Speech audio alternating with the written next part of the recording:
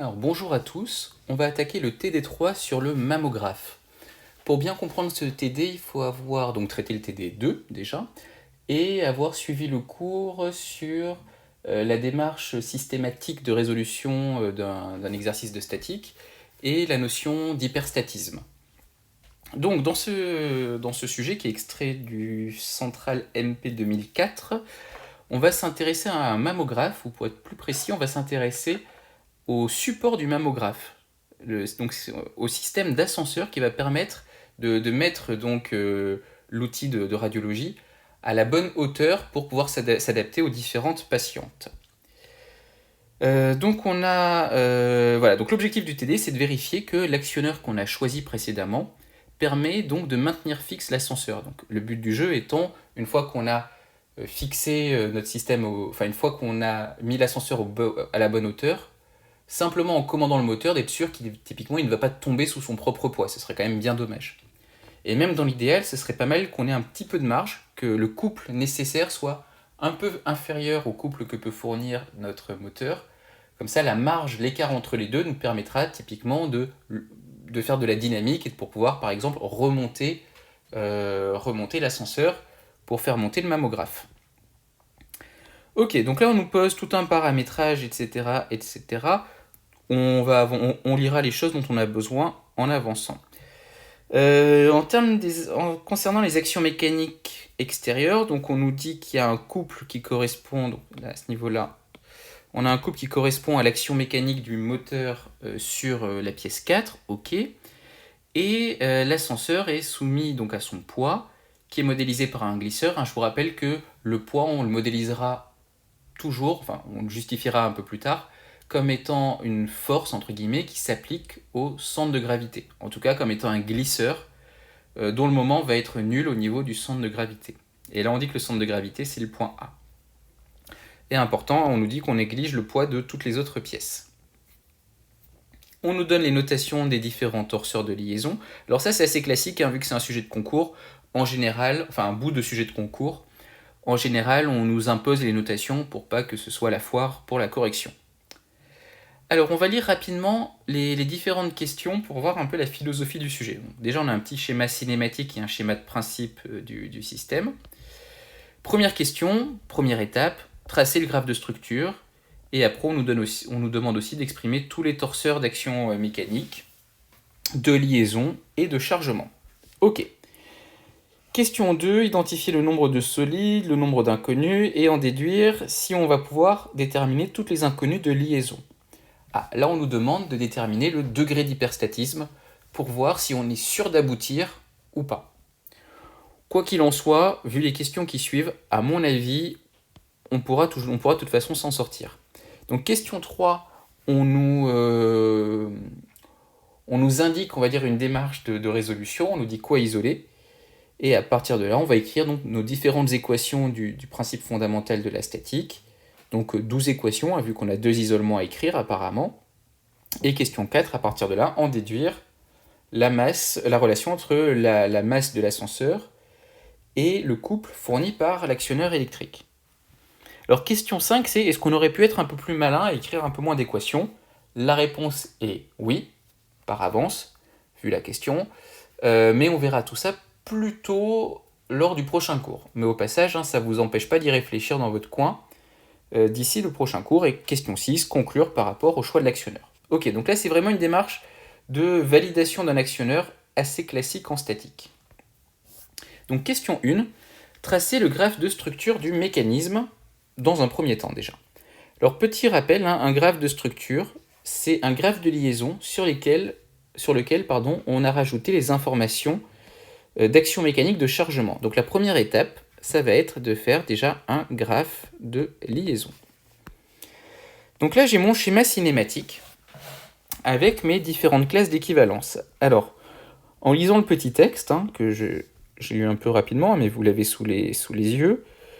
Donc on a 3 classes d'équivalence, je les colorie juste pour qu'on les repère bien. On a la pièce 2 à ce niveau-là, ok, qui se trouve être aussi le bâti. C'est marqué dans le sujet. Ensuite, on a la vis 4, que je vais faire en vert, par exemple. Ok. Et donc c'est sur la vis 4 que va s'exercer le couple moteur. Et on a pour finir en bleu l'ascenseur N5. L'ascenseur 5, pardon, excusez-moi. Ok. Donc là, c'est l'hélicoïdal. Donc si je pourris trop le dessin, on verra plus rien. Ok. Et donc ça va jusqu'au point A, puisqu'au point A, c'est le centre de gravité, on va dire, du mammographe. Ok. Donc déjà, là, ce qu'on voit, c'est qu'on n'a que 3 couleurs, 3 classes d'équivalence. Donc a priori, j'ai que 3 classes d'équivalence à dessiner. 2, 5 et 4. Alors, 2, c'est le bâti. Alors c'est important maintenant de bien penser à préciser quelle pièce est le bâti. Je vous embêtais déjà avec ça, notamment en colle précédemment. En cinématique, on s'en fichait un peu. Par contre, maintenant, vous avez compris qu'on n'a pas le droit d'isoler le bâti. Donc c'est important de la repérer, cette pièce, dans votre graphe de structure. Alors on voit que 2 est en liaison avec 4, par exemple. Alors quelle est la liaison entre 2 et 4 ? On reconnaît une pivot d'axe O4 Z2. Ok. Ensuite, 2 est aussi en liaison avec la pièce 5, puisqu'ici on a cette fois-ci une pivot glissant. Alors là c'est juste de la lecture de schéma cinématique. Pour rappel, tout ça c'est marqué aussi dans le texte au-dessus, mais c'est important de savoir lire un schéma cinématique. Pivot glissant d'axe, alors là j'ai le choix, pareil, N5Z2 ou QZ2, pourquoi pas, N5Z2. Ok. Et entre 5 et 4, j'ai une liaison qui est une hélicoïdale.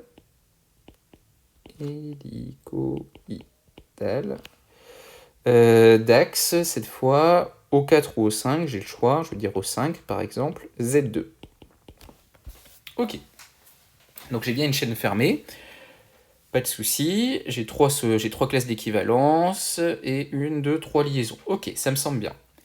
Là, c'est bon, j'ai fait la première partie, j'ai fait le graphe de liaison.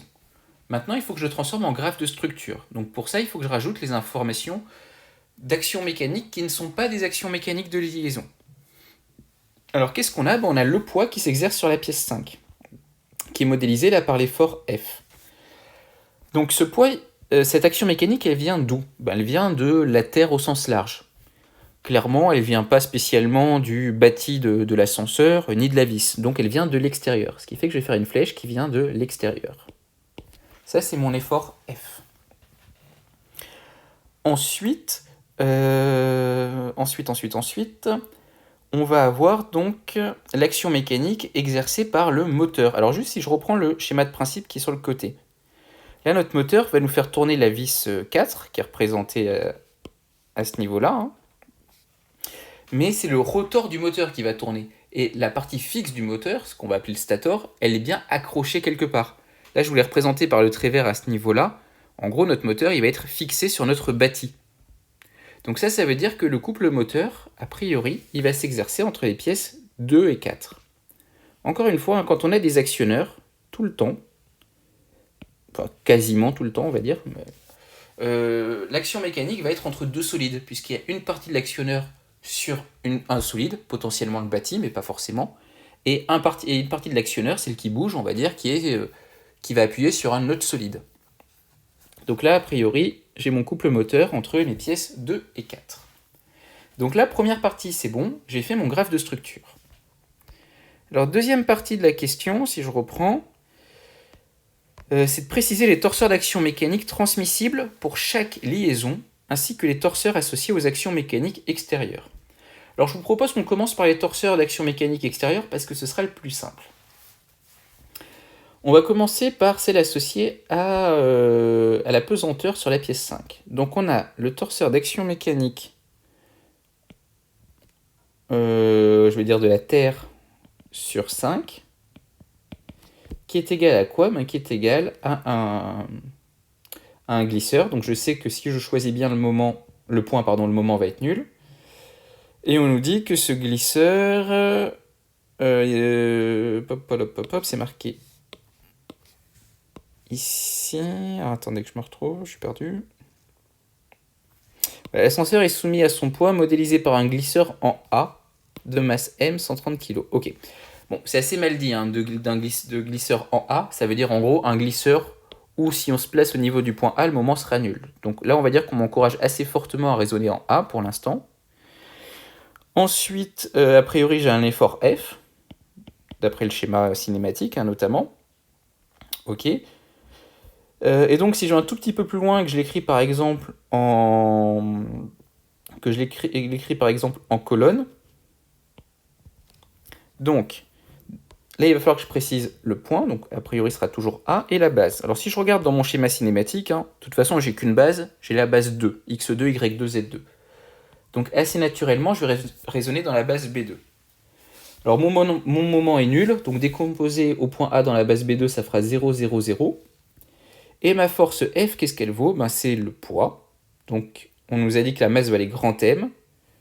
Le vecteur G, il vaut moins Z2, je crois que c'était marqué un peu plus haut. Voilà.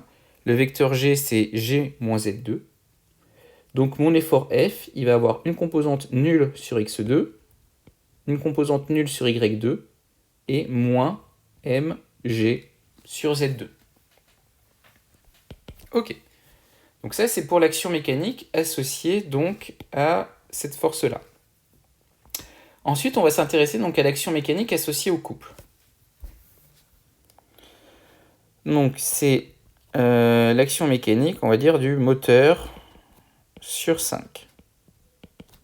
Alors cette fois-ci, on sait que c'est un torseur couple, donc ma résultante va être nulle. Et mon couple, ça va être un vecteur que je vais appeler Cm. Alors première petite remarque, hein, mon torseur couple, je peux l'écrire, je vous le rappelle, en tout point de l'espace. Bon. Donc a priori, j'ai pas de raison particulière de l'écrire à un point plutôt qu'ailleurs. Je vous propose de l'écrire en O4, pourquoi pas, en sachant qu'après, potentiellement, de toute façon, je pourrais changer de point gratuitement. Mon varignon sera en fait évident. Ok. Encore une fois, j'écris juste un point, je ne vais pas dire au pif, mais pas loin, parce qu'il faut que j'écrive un point. Si j'écris pas de point, c'est faux. Mais là, l'expression du torseur couple sera la même en tout point de l'espace. Après, je l'écris en colonne, pareil. Et là, qu'est-ce qu'on me dit? On me dit à ce niveau-là que la vis est soumise à l'action du stator modélisée par un torseur couple de moment CZ2. Donc, ce qui veut dire au passage qu'ici, c'était plutôt C que CM. Hop. Et donc là, on va avoir 0, 0, 0 pour la résultante, 0, 0, C pour le moment, donc au point O4 dans la base B2. Donc là, déjà, j'ai écrit les torseurs d'action mécanique associés au chargement, associés aux actions mécaniques qui ne sont pas de liaison. Alors maintenant, il me reste à écrire les torseurs d'action mécanique associés aux liaisons. Alors, on va commencer par les deux faciles et on terminera par l'hélicoïdal qui est un peu plus technique. Donc, je vais écrire par exemple le torseur d'action mécanique de 2 sur 4. Alors, petite remarque, hein, j'aurais pu écrire a priori aussi le torseur d'action mécanique de 4 sur 2. Deux bonnes raisons d'écrire plutôt celui-là. La première, c'est que je suis malin et que j'ai lu la suite du sujet. Et je vois que dans la suite du sujet, on me dit d'isoler le solide 4. Donc je sais que j'aurai besoin de l'action mécanique de 2 sur 4. Je vous rappelle, hein, on s'intéresse aux actions mécaniques extérieures.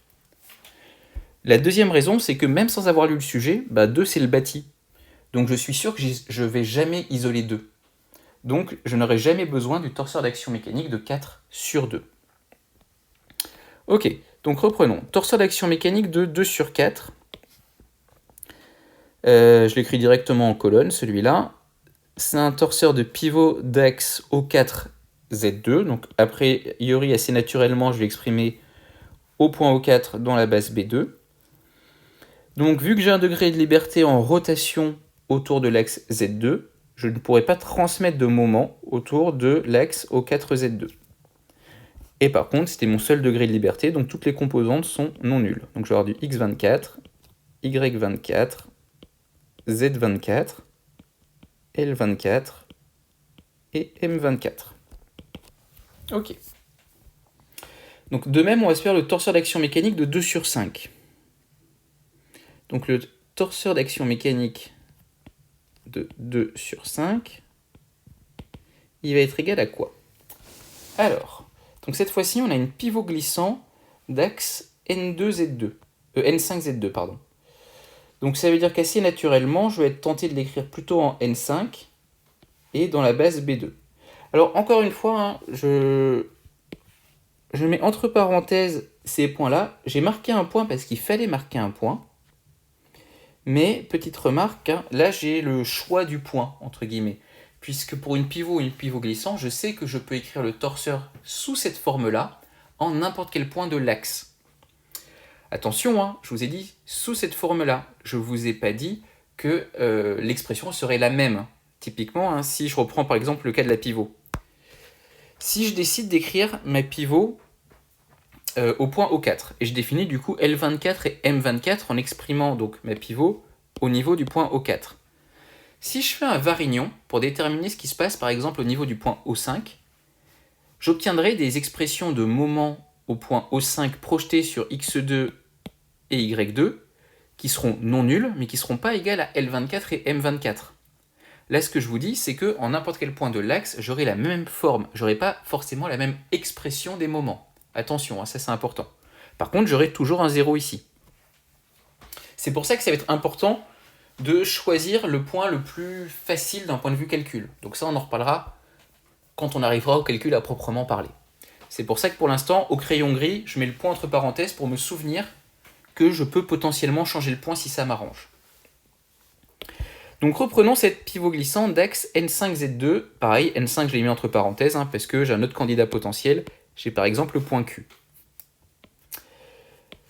Qu'est-ce que j'ai comme degré de liberté? J'ai un degré de liberté entre 5 et 2 en translation suivant la direction Z2. Un petit rappel important, hein, comme dans la séquence 4, quand on s'intéresse à une liaison, on s'intéresse juste à cette liaison. On fait abstraction du reste du mécanisme. Donc si je regarde juste la pièce 2 et la pièce 5 à ce niveau-là, j'ai bien un degré de liberté possible en translation suivant la direction Z2. Donc ce degré de liberté en translation fait que je ne peux pas transmettre d'effort entre mes pièces 2 et 5 suivant la direction Z2. Et j'ai aussi un degré de liberté en rotation autour de l'axe N5Z2.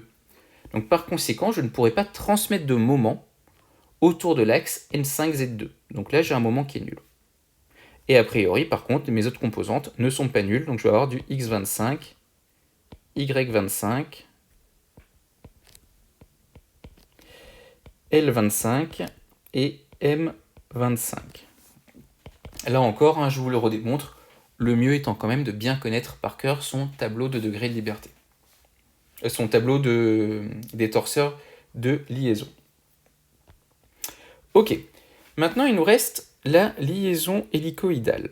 Alors cette fois-ci, première remarque, hein, je peux écrire le torseur d'action mécanique de 4 sur 5 ou de 5 sur 4. A priori, j'ai pas d'argument pour en privilégier un devant l'autre. Alors, je vous propose d'écrire, par exemple, le torseur d'action mécanique de... qu'est-ce qu'on va se faire? On va se faire de 4 sur 5. Pourquoi pas? Donc, là, on a vu précédemment que c'est une liaison hélicoïdale, et si on reprend le texte, on nous dit en plus, alors je sais plus où c'est marqué... Je vais peut-être agrandir un peu. Voilà, on dit que la liaison entre 4 et 5 est une liaison hélicoïdale d'axe O5Z2. Et ce qui est intéressant, c'est qu'on nous dit en plus que c'est un pas à droite. Tiens. Alors on en avait parlé un peu en séquence 4, on va en reparler.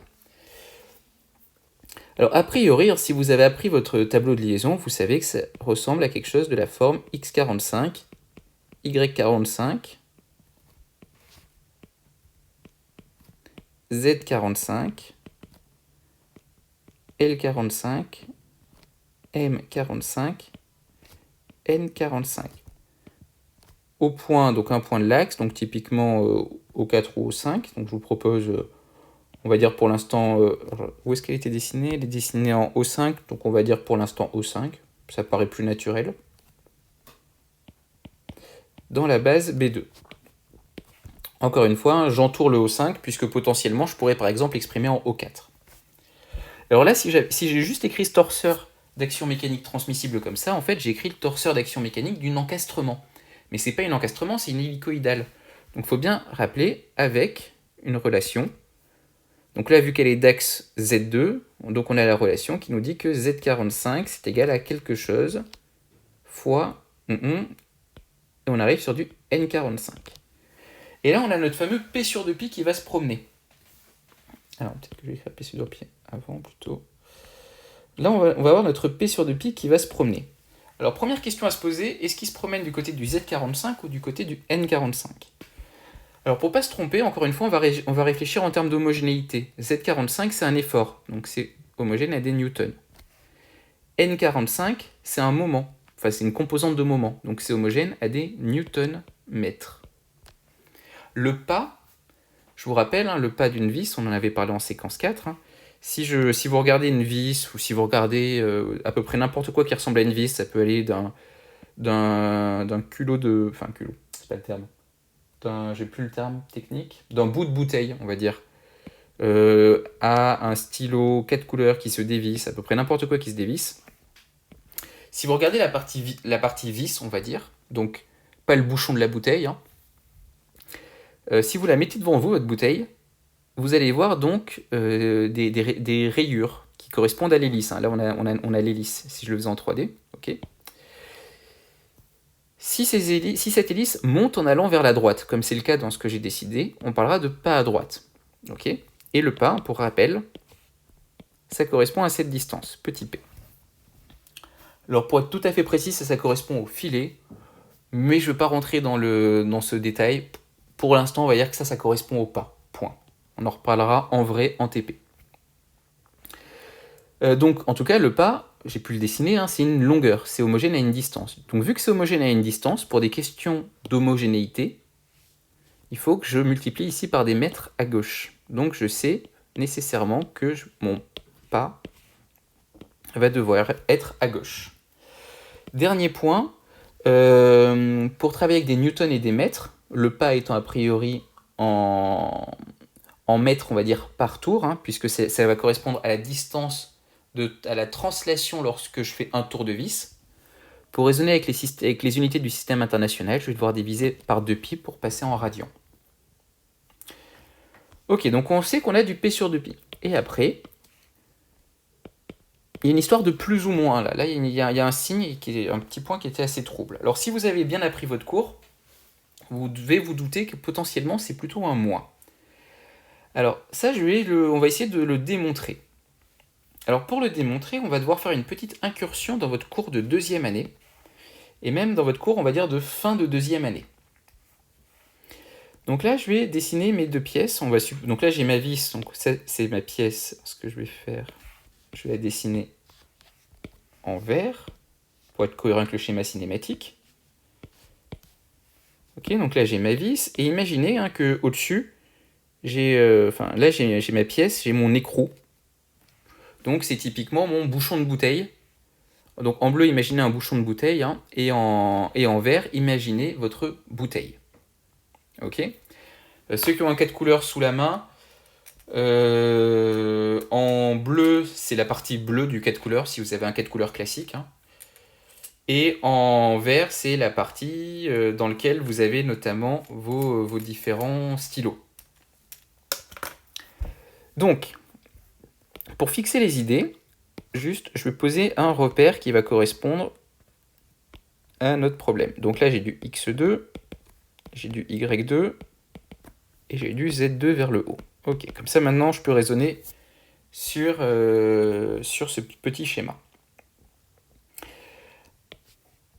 Ok, alors, pour justifier cette histoire de signe plus ou de signe moins, comme je vous le disais, on va devoir faire une petite incursion dans votre cours de 2e année avec une notion que vous avez déjà vue en physique, dans un cas très particulier qui est le cas de la mécanique du point, qui s'appelle la notion de puissance. Alors, vous avez dû voir, je vais mettre des guillemets, parce que les notations ne sont pas très propres, vous avez dû voir quelque chose du genre, le fait que la puissance, alors je ne sais pas trop comment vous le notez en physique, c'est une force produit scalaire à un vecteur vitesse. Peut-être même que vous avez vu, alors pas tous je crois, mais certains, oui, que la puissance, ça peut être aussi un moment ou un couple, je ne sais pas trop comment vous le notez, produit scalaire, un vecteur taux de rotation, un oméga, un C oméga. Peut-être que vous avez déjà entendu dire que la puissance était C oméga, ou que c'était FV. Donc ça, c'est des choses qu'on peut voir parfois en physique, en mécanique du point. On définira l'an prochain, en PSI et en MP, la puissance de façon un petit peu plus propre et associée donc avec le formalisme des torseurs. Alors déjà, quand on va parler de puissance, on parlera de la puissance d'une certaine action mécanique. Je pense que vous sentez bien qu'associé à ce F et ce C, il y a une action mécanique qui est quand même pas très loin. Donc il faudra préciser de quelle action mécanique. Et là, pareil, quand on parle de vitesse et de oméga, moi j'aimerais bien savoir de vitesse de quoi par rapport à quoi, en quel point, oméga de quoi par rapport à quoi, etc. Bon, donc c'est pour ça qu'on va devoir être un peu plus précis. Donc de façon générique, quand on va s'intéresser à la puissance, on devra dire c'est la puissance de quoi, par exemple du solide 1, sur quoi. Donc ça c'est l'action mécanique donc, du solide 1 sur le solide 2. Dans le mouvement du solide 2 par rapport au solide 3. Voilà. On aura typiquement ce genre de notation. Donc là on nous dit que c'est ce 1 sur 2 correspond à l'action mécanique. Donc là on aura l'action mécanique de 1 sur 2. Et le 2 par rapport à 3 va correspondre au mouvement. Donc là, on va s'intéresser à la puissance de l'action mécanique de 1 sur 2 dans le mouvement de 2 par rapport à 3. Ça, c'est de façon un peu générique. Alors, toujours de façon un petit peu générique, cette puissance, comment est-ce qu'on va la définir? Alors, si vous me sentez venir avec ces histoires de force, de vitesse, de couple, entre guillemets plutôt de moment, et de oméga, je pense que vous sentez qu'on n'est pas très très loin d'une expression qu'on pourrait écrire avec des torseurs. Ça, on va dire que c'est le torseur d'action mécanique de 1 sur 2. Qu'au moment, c'est un nouvel opérateur dont on reparlera, que vous verrez l'an prochain, mais on va en parler tout de suite. Qu'au moment, le torseur cinématique de 2 par rapport à 3. Alors, première petite remarque avant d'aller plus loin. C'est des notions que vous allez voir, si je dis pas de bêtises, à peu près en janvier-février l'an prochain, en cours de dynamique. Encore une fois, quand vous allez faire de la dynamique, si vous ne connaissez pas bien votre cours de cinématique qui va vous permettre de trouver ces torseurs-là et votre cours de statique qui va vous permettre de trouver ces torseurs-là, vous êtes mal barré. Encore une fois, tout le cours de méca de l'an prochain est basé sur tout ce qu'on est en train de voir maintenant. En séquence 4, séquence 6 et séquence 7. Donc, super important de bien maîtriser ces notions pour l'an prochain. Ok, et maintenant, on a ce nouvel opérateur que j'ai appelé comoment. Alors, un comoment, comment ça se calcule?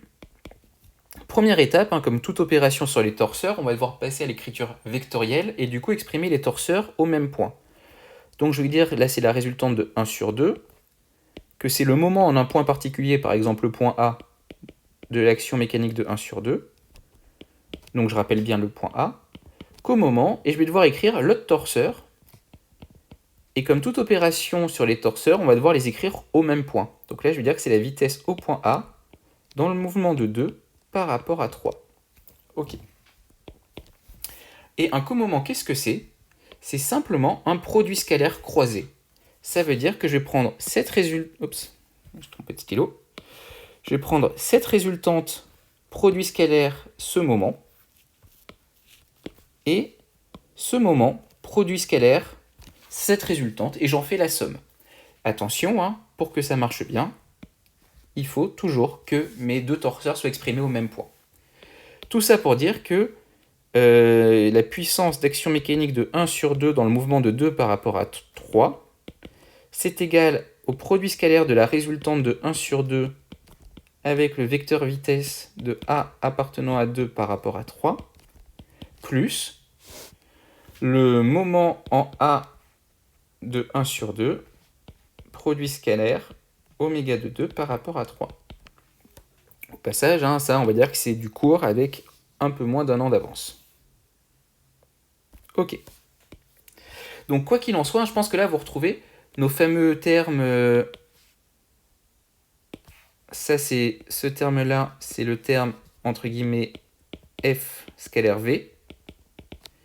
Et ce terme-là, c'est le terme entre guillemets c'est scalaire oméga. Je mets bien des guillemets, hein, parce que ces notations ne sont pas très propres. Et donc, de façon générique, ce sera la somme de ces deux termes. Ok, donc voilà, c'était un petit aperçu d'un bout de votre cours de dynamique de l'an prochain. Super. Alors, pourquoi je vous parle de ça? Parce que quand, dans le cours, j'ai parlé des liaisons parfaites, en plus de toutes les hypothèses qu'on avait posées en séquence 4, je vous en ai rajouté une sur le fait qu'il n'y avait ni frottement ni adhérence. Alors en fait, cette hypothèse, j'ai dû la poser parce que justement, j'avais pas ce bout de cours de dynamique. La façon la plus propre d'un point de vue un peu mathématique de poser les choses, c'est de dire que pour qu'une liaison soit parfaite, il faut, entre autres, hein, parce qu'il y a aussi toutes les questions géométriques, qu'elle ne dissipe pas d'énergie. Donc il faut que sa puissance dissipe... Alors, elle ne dissipe pas d'énergie. On va réfléchir à ce que ça veut dire.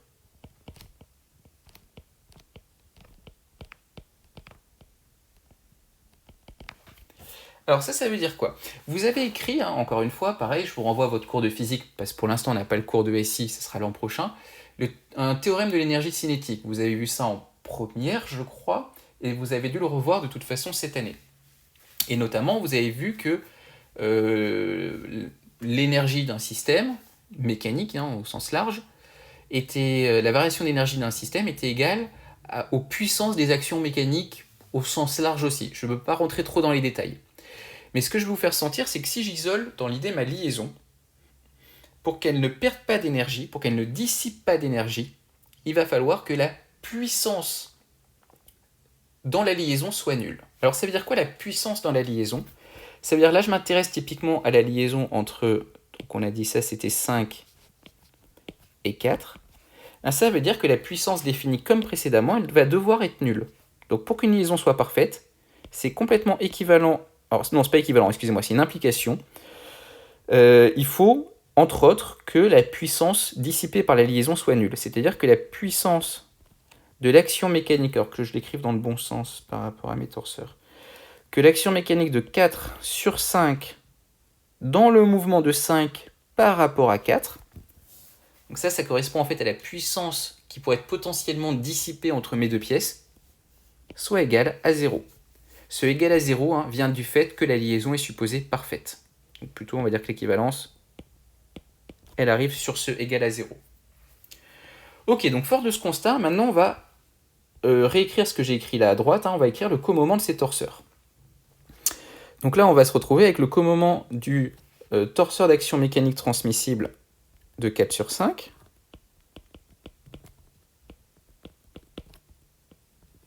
Avec le torseur cinématique de 5 par rapport à 4. Alors, torseur d'action mécanique transmissible de 4 sur 5. On va dire que pour l'instant, je ne le connais pas. Hypothèse, hein, je ne le connais pas du tout. Donc, je vais avoir du x45, y45, z45, point virgule, L45, M45, N45. Ça, c'est si je raisonne dans la base B2 au point O5. On avait dit. Ok. Alors juste, je vais aller à la ligne parce que je n'ai pas la place. Hop là. Ok. Qu'au moment, torseur cinématique dans le mouvement de 5 par rapport à 4. Alors celui-là, vous le connaissez normalement, hein, puisque vous savez que vu que c'est une hélicoïdale d'axe O5Z2, bon, on n'a pas de vecteur taux de rotation suivant x2 et y2. De même, on ne va pas pouvoir se translater suivant x2 et y2 si je raisonne sur un point de l'axe, hein, typiquement le point O5 dans la base B2. Excusez-moi, là je l'ai marqué dans le mauvais sens. O5 dans la base B2, ok. Après, alors je vais supposer que mon vecteur taux de rotation donc, de 5 par rapport à 4 est positif. Donc je vais me retrouver avec un petit r 54, a priori positif. Je vais avoir du coup un vecteur vitesse. Alors est-ce qu'il va être positif ou négatif? Vous avez le droit de réfléchir 15 secondes à ça. Donc là je m'intéresse au mouvement, donc au torseur cinématique de 5 par rapport à 4. Donc ça veut dire tout se passe dans mon raisonnement là comme si ma pièce 4, comme si ma pièce 4, je voulais dire, c'était le bâti. Donc si je bloque la pièce 4 et que je fais tourner mon capuchon de bouteille là dans le sens positif, donc dans ce sens-là, de x2 vers y2, je vous laisse le faire. Il se translate dans quelle direction, dans quel sens? Vers le haut ou vers le bas? Gagné, vers le haut. Donc là, ce que je vois, c'est que si j'ai une rotation positive, j'aurai aussi une translation positive. Donc R54 et donc plus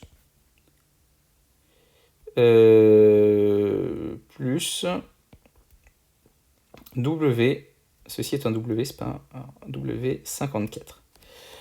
Et la relation entre les deux, hein, vu qu'on a le même signe, ça va être le fait que W54, c'est égal à P sur 2pi R54. Encore une fois, je vous invite à réfléchir en termes d'homogénéité. W, c'est une vitesse, hein, donc ça, c'est homogène à des mètres par seconde. R54, c'est une vitesse angulaire, donc c'est homogène à des secondes moins 1, pour être précis, à des radians par seconde. Donc là, il faut bien que je multiplie par des mètres, même plutôt des mètres par radian. Donc là, ça, c'est bien homogène à des mètres. Ok. Et donc là, ici, hein, je viens de vous justifier avec les mains, mais encore une fois, c'est du cours, que j'ai bien un signe plus. Donc tout ça pour dire, hein, que je peux remplacer mon W54 par P sur 2pi, R54, c'est ce que je vais faire dans mon comoment. Donc maintenant, je vais pouvoir écrire ma puissance. Donc ma puissance, donc ça c'était une petite parenthèse. Ma puissance, j'écris mon comoment. Alors là, je vais y aller un petit peu comme un bourrin, vu qu'on ne l'a jamais fait. Et je vais vraiment écrire tout le comoment. Donc je vais commencer par faire ce vecteur, produit scalaire, ce vecteur. J'ai le droit, hein, puisque j'ai écrit mes vecteurs au niveau du même point. Et vu qu'ils sont exprimés dans la même base, ça revient juste à faire la somme des produits des composantes. Donc je vais avoir 0 fois, x45 fois 0, ok, plus y45 fois 0, plus z45 fois petit r 54, ok, plus, donc maintenant je vais m'attaquer au produit scalaire, donc du moment de ce torseur au point O5 avec la résultante de l'autre torseur. Donc ça va me faire donc plus L45 fois 0, plus M45 fois 0, plus, je l'écris en dessous, N45 fois W54 qui valait P sur 2pi R54. Ok, donc tout ça pour dire que la puissance donc, de l'action mécanique de 4 sur 5 dans le mouvement de 5 par rapport à 4, ça va être égal, si je simplifie un petit peu tous mes fois 0 partout, ça va être égal à Z45 fois R54 plus P sur 2pi N45 fois R54. Oui, mais alors le truc, c'est que j'ai dit que ma liaison était parfaite. Donc je sais que cette puissance, elle est nécessairement nulle. Donc vu que cette puissance est nulle, c'est assez pratique, je vais pouvoir simplifier pas mal de choses. Déjà, je peux me débarrasser du R54. Et du coup, maintenant, je peux isoler, par exemple, mon... Qu'est-ce que j'ai fait comme bêtise? Ouh là là, ouh là là là là là là là là là là. Excusez-moi, excusez-moi. Je vous ai dit un truc et j'ai fait l'inverse. Attention, hein, je me suis trompé dans mon comoment. Il faut bien faire le produit scalaire des vecteurs que j'ai surlignés en orange. Donc, en fait, c'est Z45 fois W54, ici. Excusez-moi pour cette coquille. Et N45 fois R54. Au passage, hein, de l'importance de vérifier l'homogénéité de ces résultats parce que c'était pas homogène. Donc du coup, excusez-moi, je reprends cette ligne. J'obtiens donc P54 qui va être égal à Z45 multiplié par W54, c'est-à-dire P sur 2pi fois R54. Ok. Plus donc N45 qui va fois R54. Et donc, cette puissance est nulle puisque ma liaison est supposée parfaite. Donc, ok, cette fois c'est homogène. Je peux me débarrasser du R54 dans chacun de ces termes, hein, sans souci, vu que c'est égal à 0. Et partant de là, je vais trouver le fait que N45 est égal à moins P sur 2pi fois Z45. Et donc le signe moins,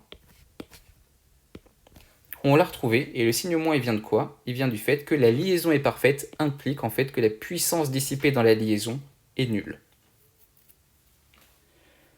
Alors,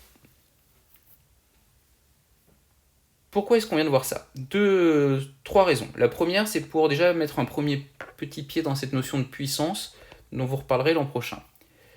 La deuxième, c'est pour essayer de bien comprendre d'où vient ce signe moins, et encore plus important que le signe moins, si je reprends mon tableau des actions mécaniques transmissibles par les liaisons, ici, c'est comprendre pourquoi est-ce que j'avais mis ici le torseur cinématique de 2 par rapport à 1, et ici l'action mécanique de 1 sur 2. D'ailleurs, je viens de me rendre compte qu'il y avait une autre coquille, il y avait une petite coquille, ici c'est 12, et ici c'est 12.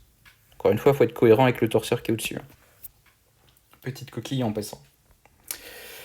Ok, ça c'est dû au fait, la liaison étant parfaite, hein, puisqu'on suppose la liaison parfaite, il faut nécessairement que le comoment de ces deux torseurs soit égal à 0. Et de façon même un peu plus générique, hein, si on prend n'importe quel torseur cinématique et n'importe quel torseur d'action mécanique transmissible, je vous laisse vérifier, à chaque fois, si vous vous amusez à calculer le comoment comme on vient de le faire, que tous les comoments sont nuls.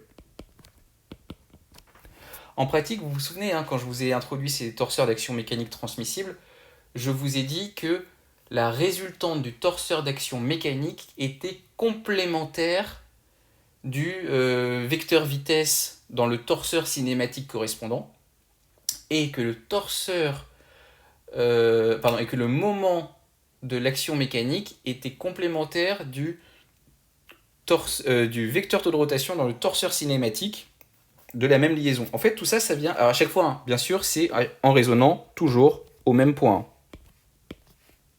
Toujours en raisonnant au même point. Et ça vient d'où? Ça vient justement de cette propriété du comoment, puisqu'en fait, on fait un produit scalaire croisé, et on veut que le résultat de ce produit scalaire croisé entre résultante et moment soit nul. C'est ça qui impose en fait la complémentarité. Donc ça se passe bien pour toutes les liaisons, il y a juste pour l'hélicoïdale où c'est un tout petit peu plus tricky, et c'est ça qui fait apparaître ce signe moins. Globalement, moi ce que j'aimerais bien, c'est que surtout vous reteniez le résultat. Si vous retenez le résultat, c'est bien. Si vous avez compris la démonstration, bah, c'est bien, vous avez pris un peu d'avance pour l'an prochain. Si ça vous paraît pas trivial, c'est pas bien grave, tant que vous connaissez le résultat. Dernier point, si vous avez un doute en DS ou le jour du concours sur ces histoires de signes, n'y passez pas trop de temps. Soit vous savez le retrouver très rapidement, soit vous tentez un truc. Vous avez une chance sur deux de vous planter. C'est beaucoup, ou c'est peu, question de point de vue. Mais on va dire que c'est pas une erreur, enfin c'est une erreur classique et c'est pas une erreur d'une gravité absolue. On va dire que vous faites parfois des erreurs bien plus graves et bien plus gênantes que ça. Donc vous perdrez, si vous vous trompez, vous perdrez quelques bouts de points, sans doute. Mais vous perdrez moins de points que le temps que vous aurez passé à y réfléchir, si vous y passez un peu trop de temps. Mais globalement, hein, retenez le résultat pour une hélicoïdale avec un pas à droite, ce qui représente en fait 90% des exercices. Ok, donc tout ça pour dire que c'est bon, hein, on l'a écrit, notre torseur d'action mécanique transmissible associé à une hélicoïdale, on sait hein, qu'on va avoir ici, si je reviens à ce niveau-là, un signe moins. Je l'ai redémontré. Bon, on y a passé une demi-heure, mais c'est bon, on l'a redémontré. Ouh, super, on vient de finir la question 1. TD3, question 1.